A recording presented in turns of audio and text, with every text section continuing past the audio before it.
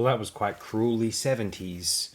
No, really. If you view this episode and episode 4 of The Mutants in isolation, compared with the rest of the six-parter, it's more palatable and enjoyable. Watching this as a six-parter it can be a bit of a slog. I consider this one of the weaker serials within the Third Doctor's epoch, which is an era I'm very fond of generally.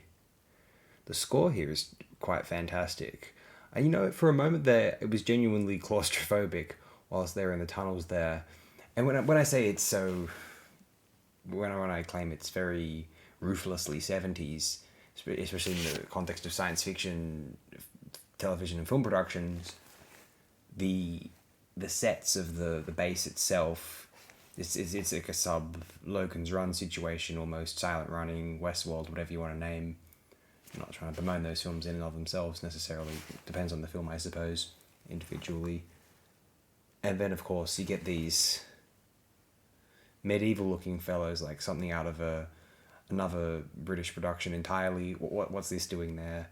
And Doctor Who always found a way to include these Brian Blessed-esque caricatures. Eventually, one played by Brian Blessed himself during the Six Doctors run, infamously with Nicole Bryant and Perry. And then we also have these quasi psychedelic moments, and in the which are some of the more impressive throughout this episode's Part 4's production. And naturally, I like to point out another very more positively 70s quality, the desire to weave in these progressive social messages within the scripts of these serials. The idea that these mutations actually metamorphoses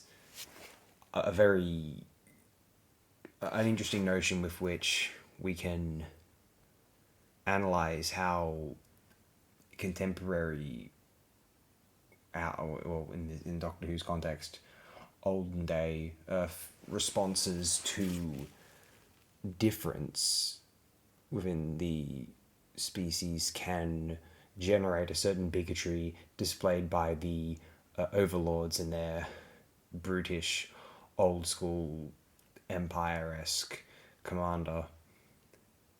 I think it's a fairly solid episode of television for what it is. It may distill the finer qualities of this six-parter within this one entry, and you can't go wrong with that cursed cliffhanger there, the Barbarian floating there in space, the LP cover for King Crimson's Island behind him there.